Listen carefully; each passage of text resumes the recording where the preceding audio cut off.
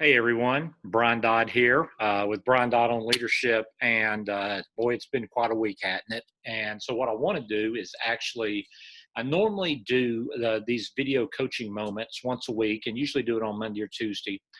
But with Andy Stanley and North Point Church's announcement that they're not going to start live services again till January, and the firestorm that created online and conversations in probably every church in America, I thought I'd give my perspective on that. I've had the privilege of the last 30 years pretty much spending every day in some form or fashion helping church leaders work through critical ministry decisions at their church.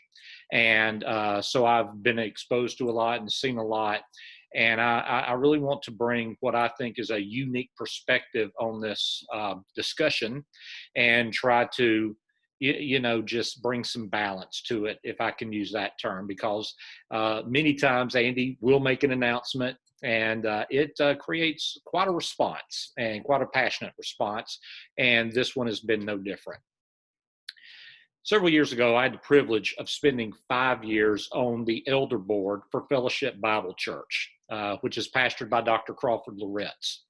And if anybody knows Dr. Loritz, Crawford, as I get to know him as, just an unbelievable godly man. And 5 years on the elder board was like getting a master's degree in theology because of the time I got to spend with Crawford.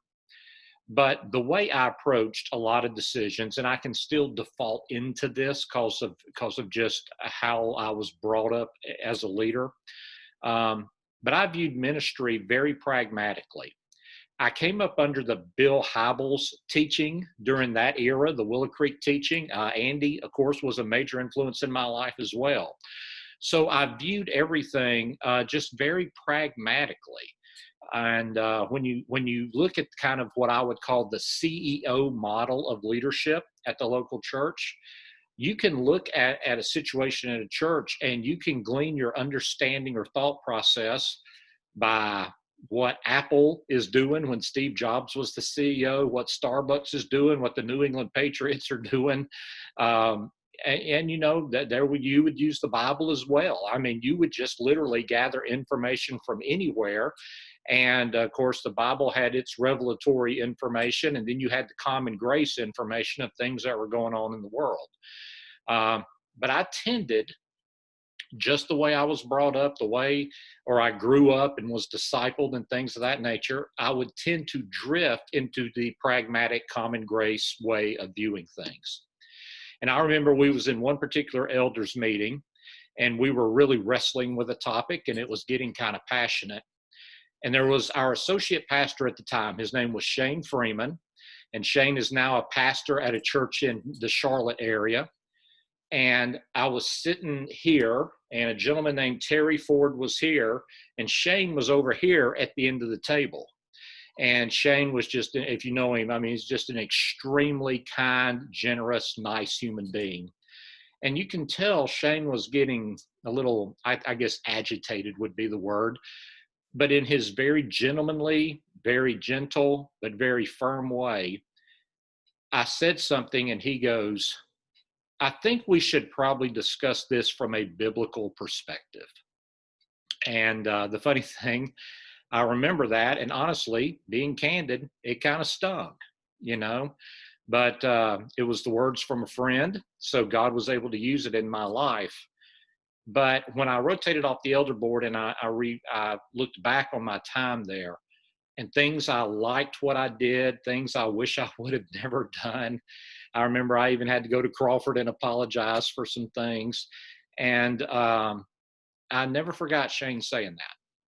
I never forgot, within the context of a passionate discussion, Shane elevating the conversation to let's make this a biblical issue and what does the Bible say about it. And so, all these years later, I am just very grateful that Shane had the courage to say what he said. And there's a lot of passion around when churches should open, how should they stay open once they open, things of that nature. And I'm going to pretend I'm in an elders meeting or a staff meeting or some combination, or a church council or session or board, or however you're structured. And let's say we're in a room and we're around the table and everybody's giving their opinion, or we're on a Zoom call and everybody's giving their opinion this way. And you're going to get a lot of opinions on this issue. When should we open? How should we open? Should we stay open? And I guarantee you can analyze your own leadership teams on this. But here's the arguments that are going to happen. The stats argument. How many positive tests are they? So on one side, you're going to say, positive cases are spiking. We're having a spike. The other argument is going to be, well, the deaths are going down. And when you look at the actual percentage anyway, it's very small. So you've got those two sides of the fence. You've got the fear versus faith argument you're going to have. You're going to have the political agenda conversation. You're going to have one side's going to say, we want to focus on safety. And the other side's going to say, well, the beaches are open. Disney is open. Sam's and Walmart are open. I've been on social media. You're going places. We've done public protests. Why can't we have public worship? So you're going to have that argument. And then you're going to have, well, if we're going to make a decision, what are the schools doing? Or what's the church down the street doing? What's North Point doing? And you're going to have all these arguments. So I'm going to let it go around the table. I'm going to let the Zoom conversation happen. And then when it comes to me, here's what I'm going to say. And the reason I'm teaching this is because I hope this is the conversation at your church, because we need to elevate it, as Shane said, to a biblical conversation. And then I would say, hey, I really do appreciate everybody's opinion. By the way, side note, leadership. Whenever people give their opinion in a leadership meeting, no matter how smart, intelligent, or I'm just going to use some graphic words here, dumb or stupid the comment may be, various extremes, okay? Remember, every comment represents a minimum of 50 people in your church. Larger churches, the number would go up. But you need to remember that no matter how much you may discount an opinion, good, bad, or indifferent, however much you may discount it, remember that person is representing a minimum of 50 people who have the exact same opinion. So I would say, number one, I'd affirm it. I appreciate everybody's opinion. I appreciate all the research they've done, how they've got up-to-date stats and how they've expressed themselves. And then I'd say, I kind of just, for me, I want to attempt to elevate the conversation to a biblical conversation. And I'm going to give a Bible verse. All of you know the Bible verse, but I don't want to concentrate on the first half of the verse because you'll all be familiar with it when I say it. But I want to focus on the second half and then talk about how to wrestle with this verse as it relates to opening or staying open for your local church. Very famous verse, Hebrews 10:25. Not neglecting to meet together, as is the habit of some, but encouraging one another, and here's what I would want to focus on. And all the more as you see the day drawing near. And of course, the day is the rapture. Okay, it's the day Jesus comes back to take his bride to be with him. Okay, I'd say if I'm trying to elevate the conversation on opening church, live in-person services, okay, I'd ask this one question. Now, if I was an advisor, I would just ask the pastor. If I'm a decision maker, I'd wrestle with it myself. The phrase, and all the more as you see the day drawing near. I'd say, and I'm just going to pick Pastor John Doe, okay? Pastor John. I'd say, Pastor John, let me ask you a question. We don't know the day or the time, but we do know the seasons, and we do know what to look for. Do you think the day is drawing near? Yes or no? That would be the question I'd ask. And I would wait for his response. Because there's going to be two options, okay? Number one, no. Honestly, I don't. I don't see Jesus coming. I don't have nothing to prove this. It's a feeling I have hundreds, thousands of years into the future, okay? I'm perfectly fine with that answer if that's your answer, okay? Because here's the thing I know. Then there's not a sense of urgency. Okay. And that's okay. You can play the long game. You can say we're not going to meet for months or till next year.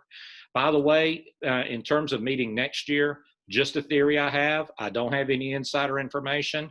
January and February, you're still going to be in the cold and flu season or on the back end of it.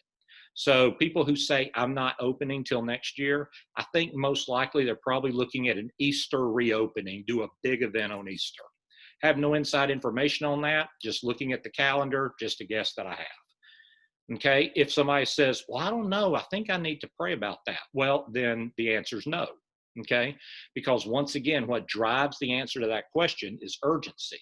And if you got to think about it or feel about it or something like that, no. Okay, but if your answer is, yeah, Brian, I do think the end is near.